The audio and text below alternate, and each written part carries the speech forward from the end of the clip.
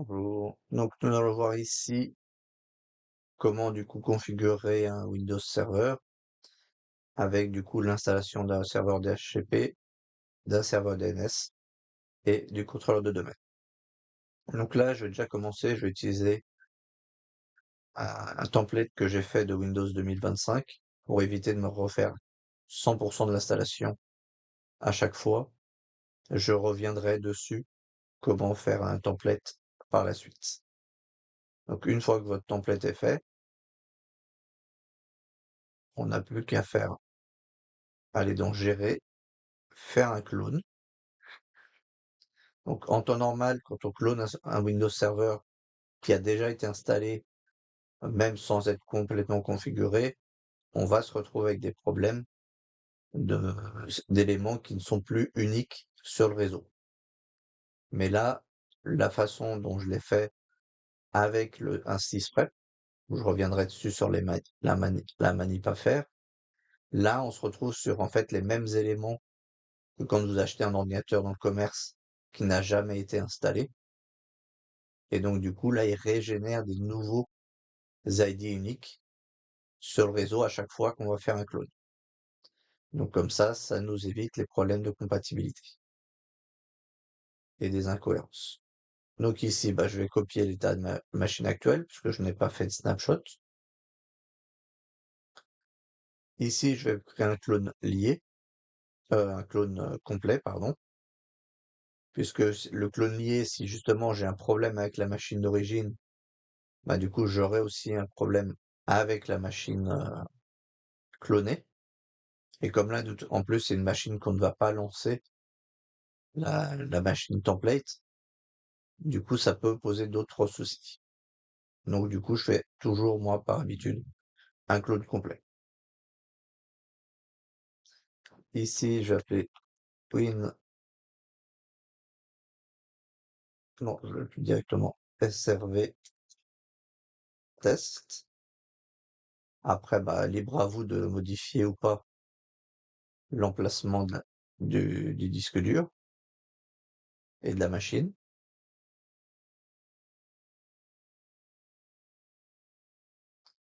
Là, on laisse se cloner.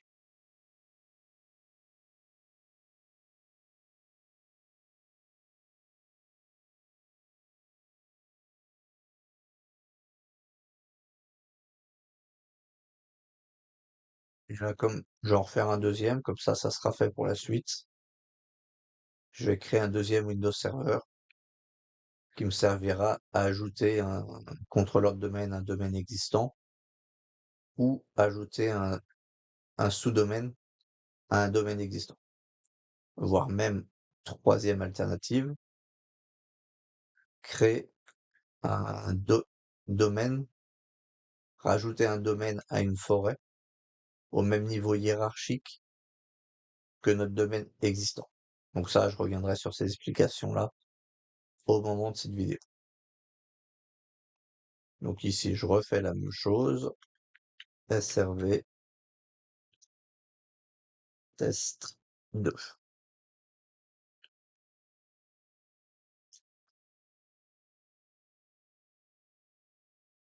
Pour le différencier et les retrouver plus simplement.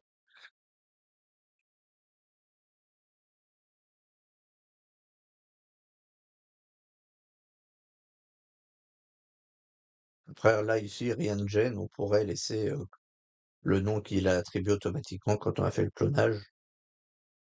Il n'y aurait pas de souci. Mais après, c'est pour s'y retrouver. Donc maintenant, je vais démarrer celui-ci, puisque c'est celui qui va nous intéresser pour l'instant. Donc là, comme ça, on va en profiter pour revoir les étapes de base de la configuration d'un Windows Server.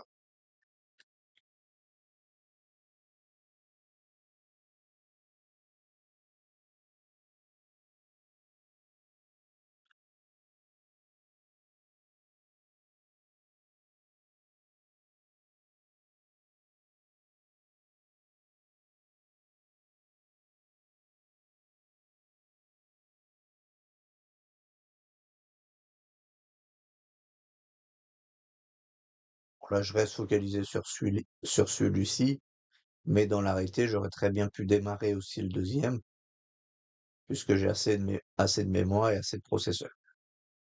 Mais là, je vais rester là-dessus pour éviter de faire des switches à tout va.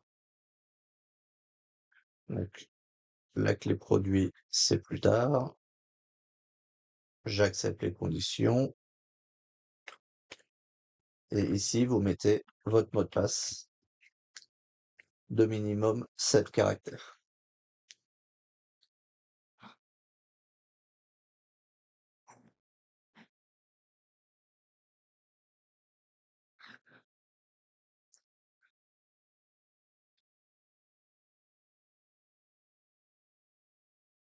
Ensuite, on va configurer les règles de base. Donc, première règle sur un serveur, c'est de le mettre en statique. Sinon, on a des éléments qu'on va vouloir installer qui ne vont pas fonctionner. Et le deuxième, ça va être de changer le nom du serveur. Parce que pareil, si vous le changez par la suite, ça peut des fois poser des problèmes. Donc autant faire les choses dans l'ordre. Donc ici, je vais aller en premier dans serveur local, Ethernet 0. Donc ici, il me met non connecté. Ce qui est normal parce que comme je viens de le créer, j'ai pas paramétré la bonne carte réseau au niveau de VMware. Donc du coup, je vais aller dans les réglages pour le passer sur le NAT. Si vous ne touchez pas aux réglages de VMware, par défaut, ça fonctionnera parce qu'il ira chercher le VMnet 8. Sauf que moi, mon VMnet 8 n'est plus mon NAT. Donc du coup, je suis obligé de le changer à la main. Et donc là, on va voir que le câble devrait passer maintenant en connecté. Voilà. Là, il a bien identifié le réseau. Donc on est sûr qu'on est au bon élément. Donc ici, je vais faire propriété, protocole IPv4. Et ensuite, je vais mettre à 14.3. Et ici, la passerelle, ça sera 14.2. Pourquoi ça? Ça, c'est du coup les réglages par défaut de VMware, puisque VMware, par défaut, utilise la première adresse du réseau qu'on a déterminé. Donc, ici, ça sera la 14.1. Donc, elle, la 14.1 est déjà utilisée pour faire la jonction entre votre machine physique et VMware, et le réseau de VMware. Et le 192.168.14.2, la deuxième adresse de votre réseau, est toujours utilisée pour la passerelle à l'intérieur de VMware, à l'intérieur du réseau, pour pouvoir ressortir et aller sur Internet, ou aller sur un autre réseau, du moins. Et ici, le DNS, pour l'instant, on va mettre 14.2. De toute façon, on n'a pas besoin d'Internet. Et une fois qu'on aura fait la promotion contrôleur de domaine, il va remodifier cette valeur. Mais bon, on va le mettre quand même. Ça mange pas de pain. Ça, c'est la première chose. Ici, après, on rafraîchit la page pour vérifier. Donc, si on a bien la bonne adresse, c'est que c'est bon. Si vous avez des fois IP multiples, ça veut dire qu'il y a des chances que vous ayez mis une adresse justement au point 1 ou point 2, et du coup, vous vous retrouvez avec un conflit qui va vous poser des problèmes par la suite. Donc, revérifiez bien toujours que vous n'ayez pas IP multiples ici. Deuxièmement, on va changer le nom. Donc là, du coup, je vais l'appeler par le même nom que j'ai mis dans VMware.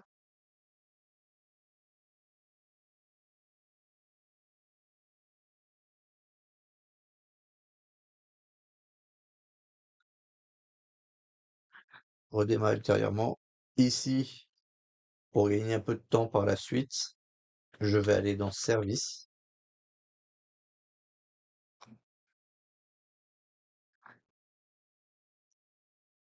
Et tout en bas de la liste,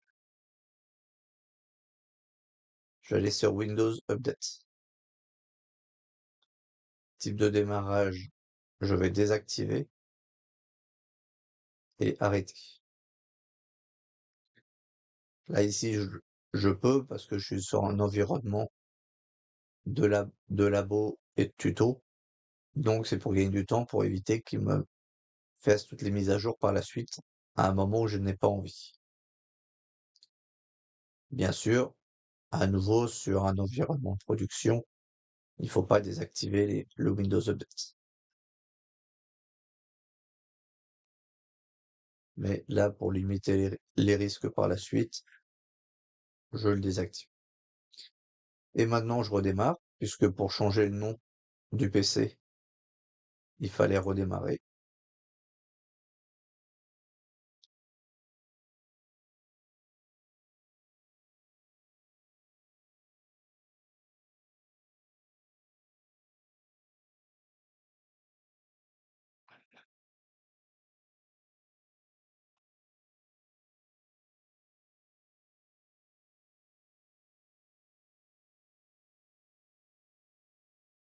Donc cette touche ici, sur VMware, vous permet de simuler un contrôle Alt-Sup directement dans la machine virtuelle.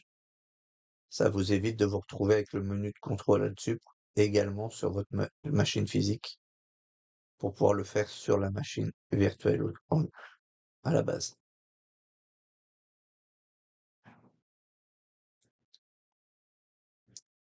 Donc ici, on va vérifier, il a bien changé le nom, il a bien changé l'adresse IP. Troisième point éventuellement à faire, ici c'était déjà fait dans le template, c'est que j'ai pas eu besoin d'installer les VMware Tools. Si vous ne les avez pas installés, je vous conseille fortement de le faire. Ça va vous améliorer la qualité d'affichage et aussi la qualité de la souris, du déplacement de la souris.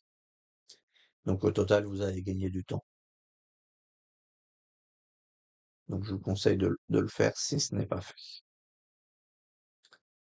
Voilà. Maintenant, du coup, on a fait vraiment la config de base du serveur et des éléments du coup qu'il nous faut mettre de base. Donc maintenant, je vais aller dans le tableau de bord, ajouter rôle et fonctionnalités. Ici, cette page-là, vous pouvez l'ignorer ou pas. Éventuellement, ça vous permet de retrouver le lien pour supprimer des rôles par la suite. Mais je vais vous montrer après où est-ce qu'on peut supprimer. Ici, c'est bien rôle fonctionnalité. Et ici, on va choisir le DHCP. On n'aura pas besoin pour ce tuto-là, on aura besoin pour un autre. Donc si vous n'allez pas travailler avec le DHCP, vous n'êtes pas obligé de l'installer. Le DNS, normalement, est installé automatiquement quand on va faire la promotion du serveur en contrôleur de domaine via le service de domaine Active Directory. Mais il est plus rapide de faire la promotion si on a déjà installé la base du serveur DNS ici que si on le laisse faire tout seul. Donc, le mieux pour optimiser, c'est de cocher tout de suite. Fonctionnalité, on rajoute rien. Là, les différents menus, on peut les passer. Ici, en tant que labo, on pourrait demander automatiquement à redémarrer le serveur si nécessaire. En production, bien sûr, on ne le coche pas, où on est sûr que ça soit un moment où il n'y ait pas de souci pour que le serveur redémarre. Mais ici, de toute façon, les trois qu'on a cochés ne demandent pas de redémarrage. Donc là, on va faire installer. On va attendre quelques minutes. Normalement, ça devrait aller assez vite, cette étape-là. En général, quand vous avez besoin d'installer, qu'on vous donne, un contrôleur de domaine à installer ou des contrôleurs de domaine à installer, commencez toujours par là, même s'il y a d'autres étapes que vous pouvez faire ailleurs dans l'installation, car c'est toujours une étape qui est un petit peu plus longue, le temps qu'il reconfigure tout derrière. Donc là, il a fini. Maintenant, on va se rendre ici pour pouvoir promouvoir le serveur en contrôleur de domaine. Donc c'est à partir de là qu'on va vraiment rentrer le serveur en tant que domaine. Donc ici, plusieurs options. La première, c'est si on a déjà un domaine et qu'on veut rajouter un deuxième contrôleur de domaine. Donc ça sera une vidéo d'après. Deuxième, c'est si on veut créer un nouveau domaine à l'intérieur d'une forêt. Donc à l'intérieur déjà d'un élément qui a été créé. Et là, par contre, comme on n'a pas encore de domaine, c'est notre premier contrôleur de domaine. Il faut toujours commencer par rajouter d'abord une forêt, qui va être le domaine principal. Donc là, je vais l'appeler tuto.test. Normalement, vous pouvez mettre à peu près ce que vous voulez, mais il faut faire attention à pas utiliser un élément qui risque de se retrouver sur Internet. Sinon, potentiellement, par la suite, avec les DNS et tout, vous risquez d'avoir des conflits. Donc, évitez les choses qui se terminent en .fr, .org, .com, enfin, même de mettre un vrai site. Évitez, vous risquez d'avoir potentiellement des soucis par la suite. Mais vous pouvez mettre LAN, local, maison, peu importe, un nom de ville. Ça, y a pas de souci. C'est vrai. Faut pas que ça risque de se retrouver sur Internet. C'est tout. Donc ici, je fais suivant.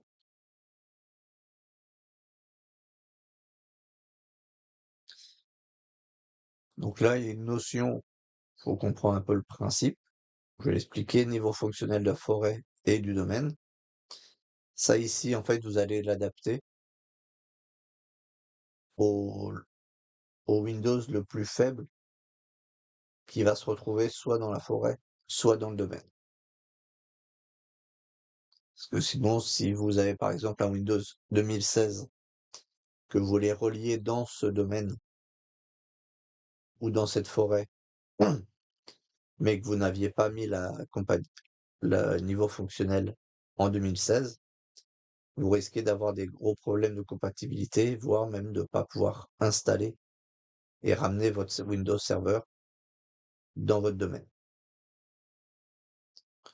Donc, ça, c'est à faire attention, surtout si vous avez des intervenants dans un réseau qui existe déjà, pour une évolution, par exemple. Bon, ici, du coup, on va pas y toucher, mais voilà. C'est de comprendre à quoi ça correspond. Ici, on va dire que ce contrôleur de domaine va être, pardon, un serveur DNS et va avoir le catalogue global de tous les éléments du réseau. Ici, du coup, on va lui mettre un mot de passe. C'est en cas vraiment de gros soucis sur l'AD.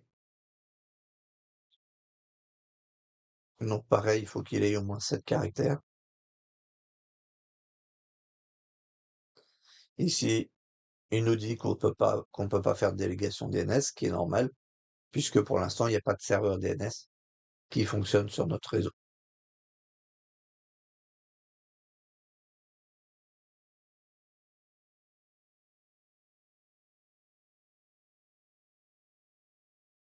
Donc le nom NetBIOS, on n'a pas besoin d'y toucher. Ça, en général, par défaut, il correspond à la première partie du nom de domaine. Donc ici, tuto, pour tuto.test.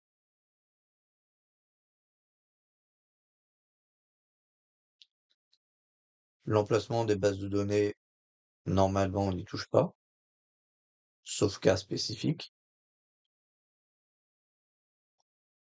Ici, donc, on a le résumé. Si après, on voulait essayer de le faire en mode graphique, en mode ligne de commande, pardon, on peut afficher le script et le recopier.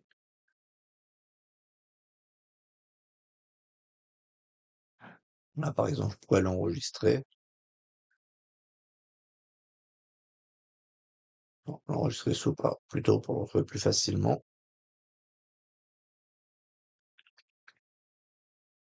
Script add for. Je pourrais le réutiliser par la suite. Et ça peut me servir de base. Donc là, on fait suivant.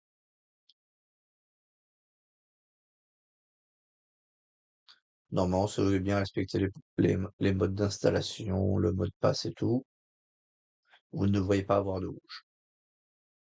Donc du coup, vous pouvez faire installer.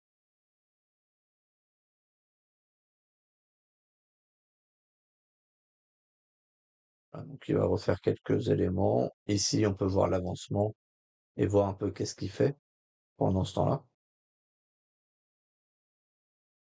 Donc ça permet de vérifier que ça avance bien.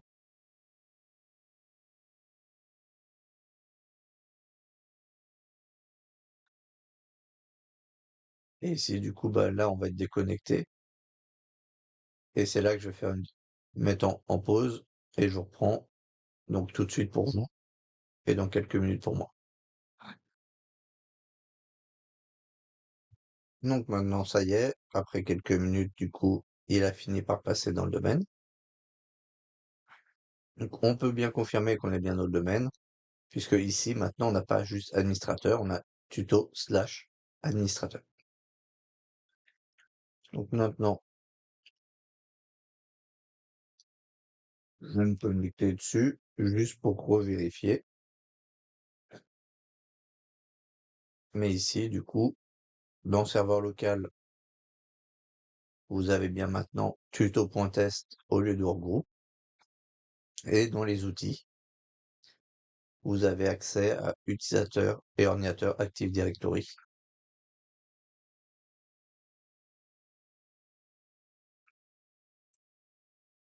À partir de là, vous allez pouvoir gérer vos différents groupes utilisateurs, OU et diverses choses sur lesquelles je reviendrai par la suite. Et ici, là, vraiment, cette première vidéo, c'était vraiment de comment mettre en domaine votre ordinateur. Donc, du coup, on va arrêter là pour celui-ci.